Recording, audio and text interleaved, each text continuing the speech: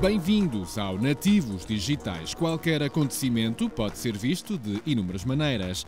Isto é bastante óbvio num jogo de futebol. O que mostrar em determinado momento, a jogada que está a decorrer, o treinador a dar indicações, os espectadores a vibrarem. Quem e como, segundo após segundo, faz essas difíceis escolhas por nós.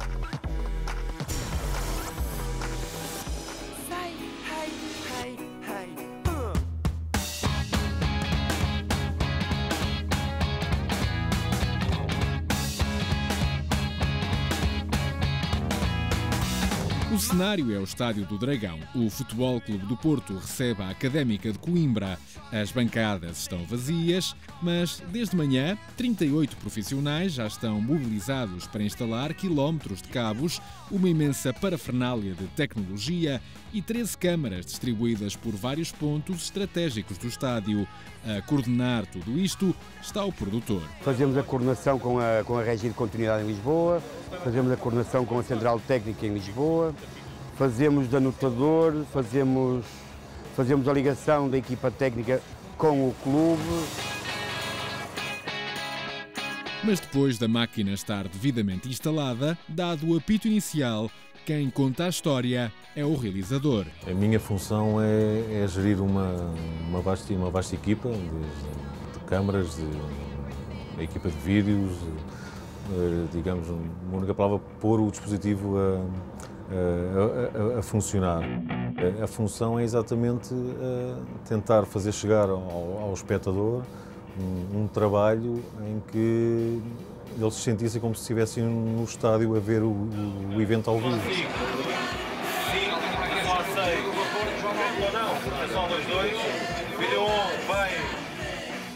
Se os operadores de câmara são os olhos do jogo, Luís Guilherme é, neste caso, o cérebro que controla esse olhar. Cabe a ele a escolha do enquadramento das câmaras e a decisão do que mostrar a cada segundo do jogo, de entre os múltiplos pontos de vista instalados no estádio. Em última instância, é ele que decide o que o espectador vê e o que não vê. A questão da escolha de planos é exatamente tentar mostrar ao espectador em casa os protagonistas desta pequena ação que aconteceu neste momento. O jogo é feito de inúmeras ações durante o jogo, como tem essa noção. Num layout de câmaras para um jogo, nós temos uma câmara que é a câmara 1, que é a câmara principal, que está numa posição elevada, alinhada com a linha de meio campo e trabalha sempre em plano aberto. Essa câmara segue sempre o jogo. Por onde o jogo vai, essa câmara está lá sempre, não é? E depois temos outras que nos dão os pormenores.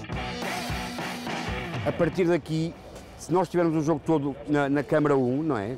Que é o princípio, o realizador ali depois só tem que complementar a informação que está dada na câmara 1 com as câmaras que trabalham em ângulos mais apertados.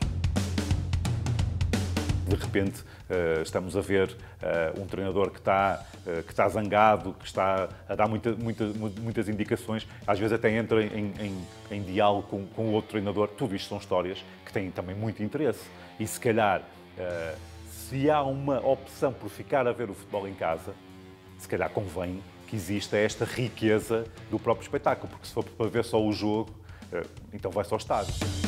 Acho que faz mais sentido dar um plano de um treinador, por exemplo, se num jogo com uma equipa grande estiver empatado perto do final, estás a criar também mais emoção, porque sabes que o treinador também está tenso, não está a conseguir chegar ao seu objetivo.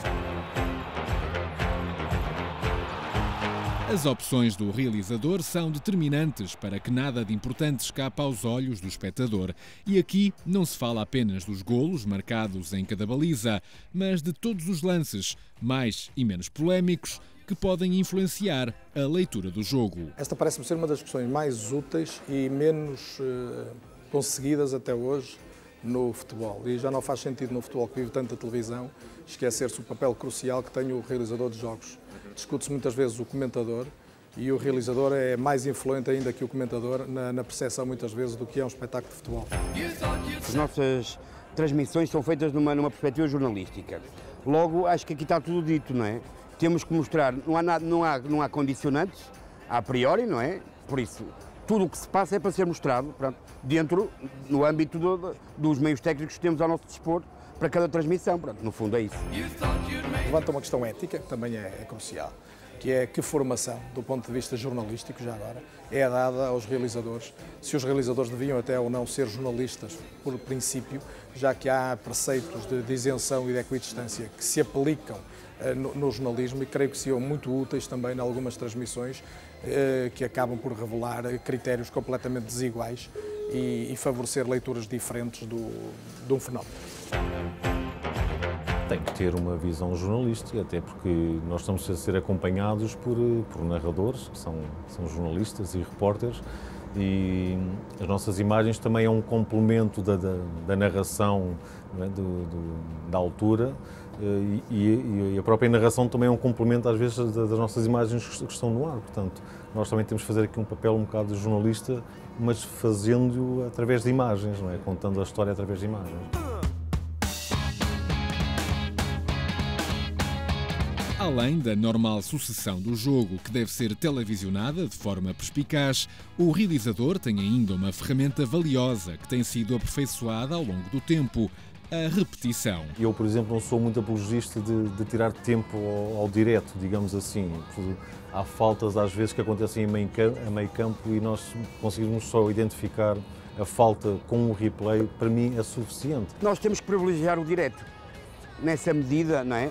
Privilegiando o direto, os replays, por muito bons que sejam, em princípio só serão metidos na emissão com o jogo parado. Às vezes um lance polémico repete-se 3 ou 4 vezes para nós tentarmos dar o melhor ângulo da situação.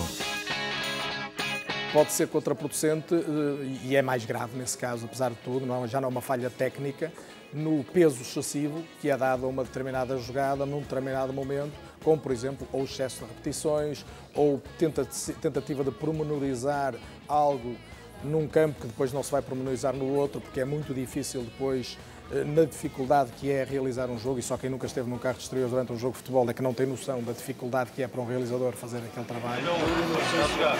Vai lá abaixo da música agora, faz favor.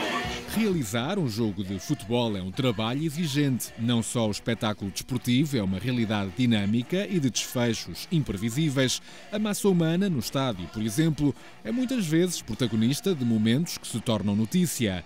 E mesmo dentro do campo, há imponderáveis, como a morte de Miklos Feher em janeiro de 2004. Eu estava lá nessa noite, em Guimarães, e acho que a maneira como a Sport TV lidou com o processo, acho que foi exemplar, porque não precisou de dizer. Tem que mostrar o que está a passar, como é evidente, mas não precisa de ir ao pormenor, de mostrar grandes planos da cara do indivíduo, seja quem for, ou está com dor, ou está magoado, ou tem um ferimento, ou seja lá o que for.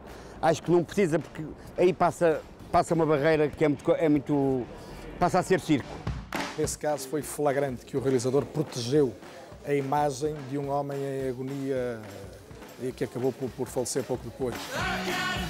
Eu acho que se fosse hoje, dependeria do realizador termos um tratamento tão bom como esse que foi dado àquela notícia triste, ou termos um tratamento diferente e que hoje estaríamos a lamentar que a televisão tivesse sido o espelho de um espetáculo de agonia absolutamente quase indesculpável. Há jogos que param exatamente porque acontecem coisas na bancada, por invasão de campo. Agora, temos de ter também exatamente o equilíbrio daquilo que podemos ou devemos às vezes mostrar, até para não, às vezes, o mostrar demais, estamos a incentivar no futuro mais ações dessa natureza. Mas em relação a essas situações de bancada que se possam passar, e eu acho que também temos que mostrar, faz parte, será notícia, quer dizer, se acontecer alguma coisa na bancada de grave, não é? E nós estamos aqui a realizar o jogo de futebol, nem sequer mostrarmos, e no dia seguinte todos os jornais falarem da situação e as rádios, e nós na transmissão não o mostramos, estivemos a ocultar qualquer coisa que se passou. Portanto, temos que saber gerir também e lidar também com essa situação com alguma naturalidade e com alguma frieza e equilíbrio.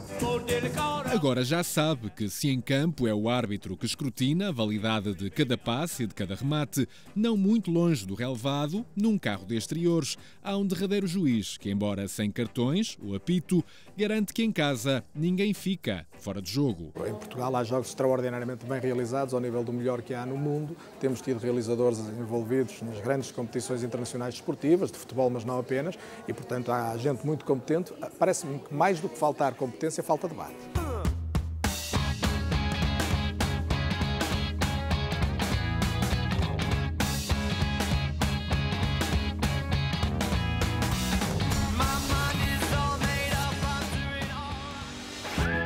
repetição, ou Instant Replay, tão usada nas transmissões de eventos desportivos, surgiu nos Estados Unidos nos anos 50 e foi evoluindo até ao estado atual, em que permite até rever uma jogada de forma mais lenta que a real.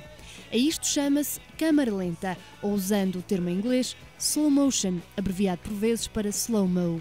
Para se conseguir este efeito, é necessário filmar e gravar a um ritmo maior que os habituais 25 frames por segundo. Com a capacidade dos equipamentos a crescer, é hoje possível ter uma versão ainda mais complexa, que é o Super Slow Motion, que permite rever um acontecimento a uma velocidade várias vezes inferior à real, criando efeitos estéticos impressionantes. Há desportos onde os árbitros usam as repetições e a câmara lenta para esclarecer dúvidas. Tal ainda não acontece no futebol, mas é já possível, por exemplo, no ténis. A repetição instantânea veio trazer uma enorme mais-valia às transmissões televisivas. Segundo Marshall McLuhan, este foi o elemento que as tornou em mais do que um simples substituto da ida ao estádio.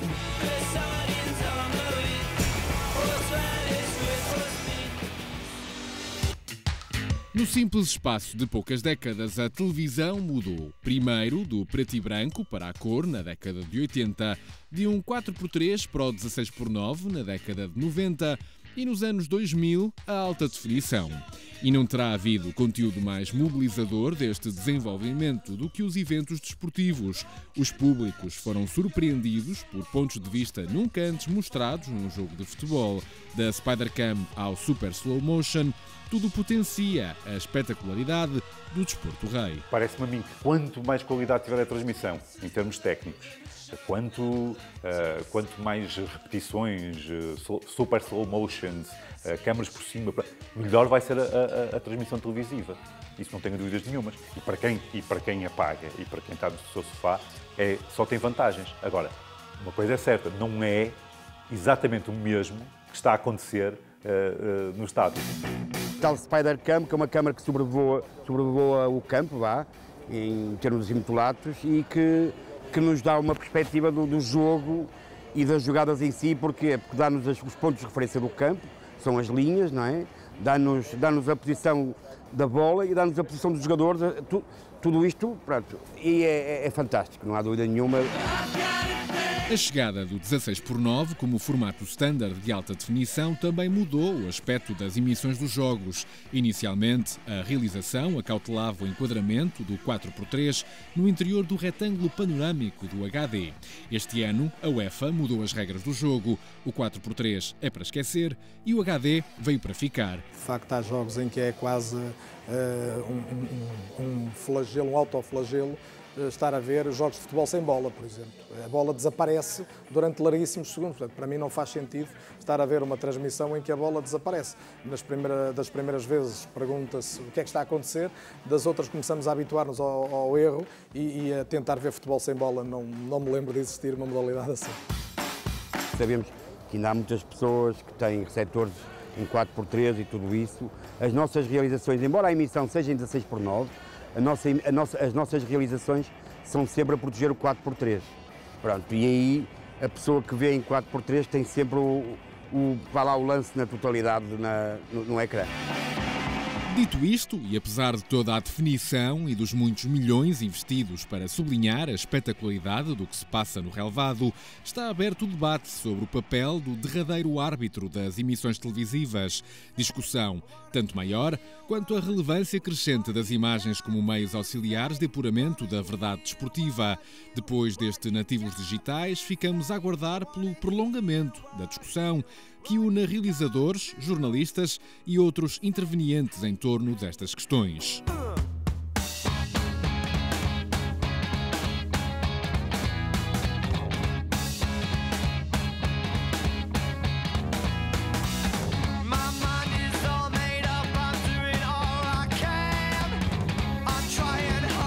É tudo por hoje. O magazine de educação para os média da RTP2 regressa na próxima semana. Pode manter-se ligado ao Nativos Digitais em rtp.pt, faroldeideias.com e em facebook.com/nativosdigitais.